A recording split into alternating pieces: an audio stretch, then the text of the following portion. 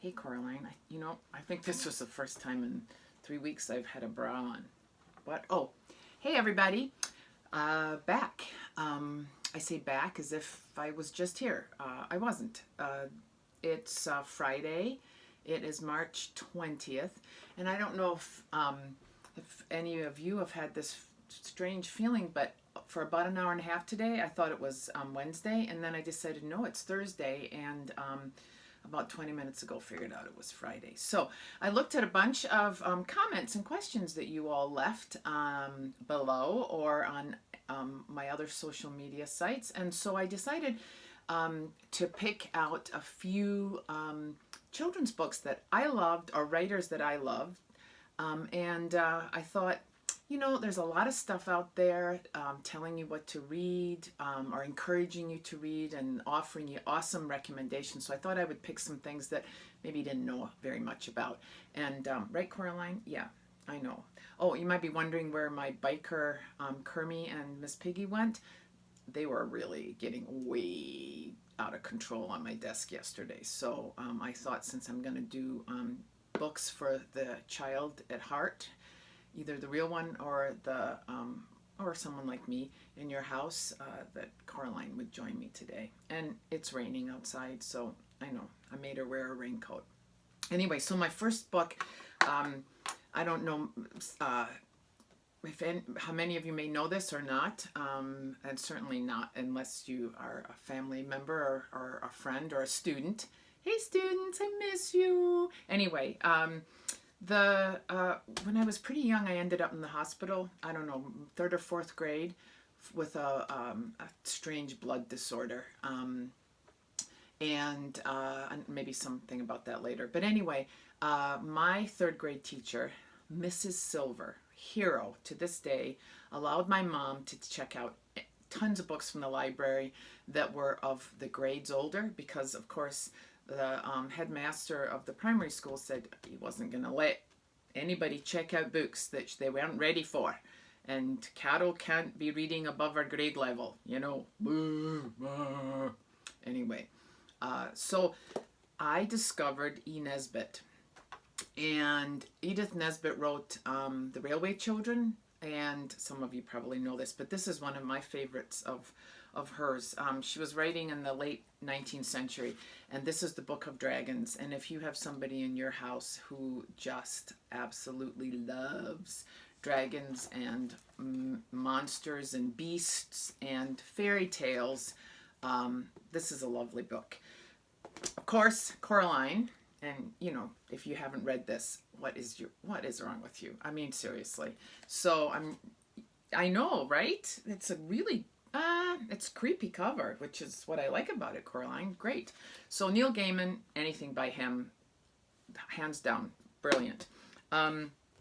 This one I found, and I love it. Rabbit Bear and Rabbit's Bad Habits, which I just like to say, Rabbit's Bad Habits. So this one is very cool.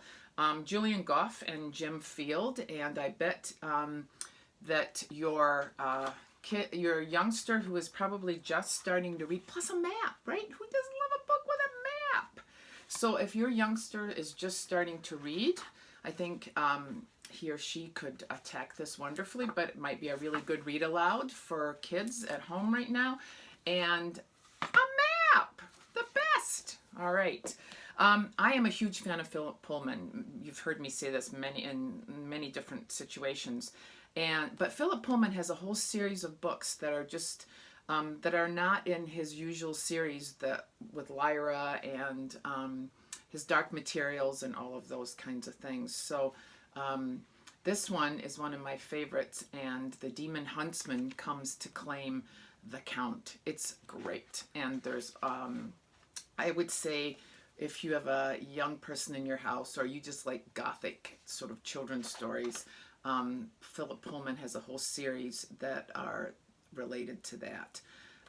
This one is fabulous, and it's appropriately creepy and scary and very gothic. And then my last one that I picked for your young reader, I know, right? Last book, and we love this one, Coraline and I. This one is called The Ink Drinker. And my kids love this one. So it's been around for a while. I don't know when it was published. Let me just have a look. Yeah, so early mid-90s. But here's how it opens. Listen to this. This is awesome. My father owns a bookstore. He loves books. He devours them like an ogre. All day and long into the night he reads. It's an obsession. There's no cure, but our family doctor doesn't seem to worry. And every evening I find a new pile of books at home. They're everywhere, even in the bathrooms, but it's useless to complain. With Dad, books are always welcome, and he speaks to them as though they're people. He gives them first names and calls them my little bookies. Every book is his special friend. And you can imagine it just goes from there. And one day, the main character, a little boy, gets stuck in his father's bookstore. And very strange things start to happen. It's lovely. It's great. And I think, and it's got great illustrations. You can see that. Definitely one of my favorites. So those are some of my favorite reads when I'm in the mood to read something childish and fun and different. And if you need to buy any of those books, don't forget to support your indie bookstore. I have two in my community. Little Red Book down in the village of Wauwatosa, and of course Boswell Books in Milwaukee. And either one of them, I bet, will do curbside, and I certainly know that Boswell does, will take orders. And if you want to get any of these books for your young person, or just read them on your own for yourself. I think you'll enjoy them. So, I'm having a cup of tea with Coraline here. Okay, I'll get you a snack.